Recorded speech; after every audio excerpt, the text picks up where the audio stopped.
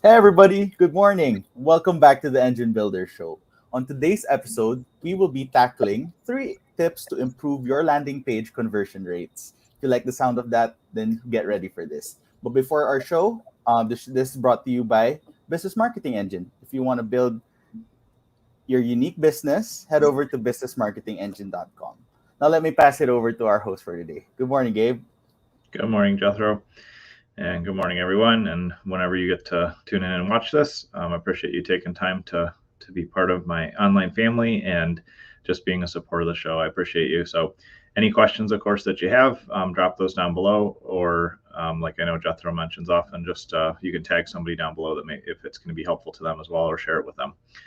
Um, but one of the things that we help our clients with is we help them create destinations, and by destinations I mean we help them create websites, landing pages, mobile apps, web applications. We even help our clients who have brick and mortar destinations. We help them market those as well. And one of the key things that um, I've found over the years is, really making sure that you have an effective landing page that's going to convert is obviously key, because when you give somebody a link, even if you're doing something organic, like messaging them over Messenger, when you're paying for ads, when you're doing something organic, when you have, something linked from your Facebook page, all of those things are, all those are opportunities to drive traffic to a landing page. And you definitely want it to convert. You want it to achieve the desired result for your prospect, for your business. And, that's just one of the keys things to pay attention to. And so, well, this is not an exhaustive list. These are 3 things that I frequently see that people unintentionally probably overlook. But if you add these in, they definitely affect conversion rates. And so we'll go through those here today. The first thing is, when you have a landing page, you want to remove the navigation from the top. Unlike a website, like your full website where you have navigation and you want to attract organic traffic typically to something like that. With a landing page, you want to remove the navigation from the top, because you want people to either be on the page and watch your videos, read the content, scroll down the page and engage with it, or exit. You don't want them to be browsing around to read an about us section in a different page, or a contact page, or look at another services page. You really want to keep people focused and targeted on the page that you want them on. And so, generally speaking, you want to remove navigation.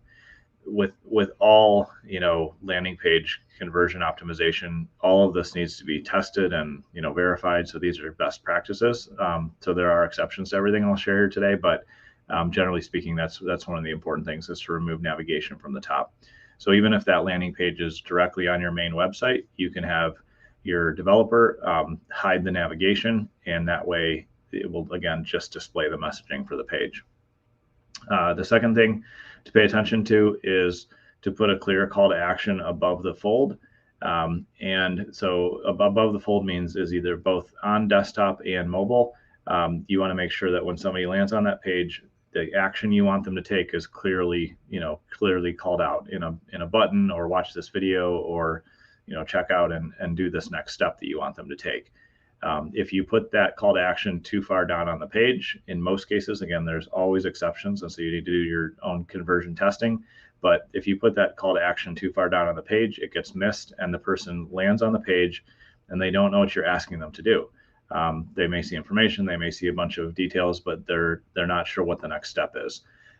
But when we frame it up with in the top of that page above the fold a clear call to action, then people will not only take that call to action right from there, which is a benefit. They may click through and sign up or opt in or make the purchase or add to cart, or register for the event, whatever it is. They'll jump in and take action there. But also, the benefit of having it at the top of the page is it frames the rest of the page with a clear ask if it's done well. And even when somebody's scrolling down and reading the rest of the content, they already know the action you want them to take. So it's actually a good and clear way to communicate um, you know what all the rest of the information on the page is about, by having clear call to action on the top of the page above the fold. Additionally, generally speaking, again, these are all kind of best practices that should be tested and validated for your offer, but generally speaking, you want to have that call to action multiple times throughout the page as well. So above the fold, maybe a few times in the middle of the page, and down on the bottom of the page as well, so that there's just no no chance they can miss the next action that you want them to take. And then the third thing is it's really a good idea to add testimonials. And from clients that you've worked with that are happy, or people that have bought your products or services that are pleased with what you did, because that takes away some of the risk for your prospective buyer of the action that you want them to take. And if they see that other clients have gotten results or have enjoyed your content or enjoyed the event or liked the product, whatever you're offering on the page, if you have clear, simple, generally shorter the better testimonials, then that way you're just providing that trust and that reassurance to the prospect, to the person viewing the page, and they can see that that you're a valid and legitimate business. And obviously, the more influential people that you can get to leave, to give you a testimonial, the better. But any of your clients, any of your customers that have bought from you, leaving a testimonial or having multiple on the page is definitely a good idea. And then actually a fourth kind of bonus thing I wanted to share as well, aside from the main three, is always check your landing pages on mobile. Check them on your smartphone yourself. There's testing tools you can use online for that as well, to test different devices, because generally speaking, and I was looking at stats from all of our client campaigns, because I get weekly reporting on all the traffic that we run to our clients' offers.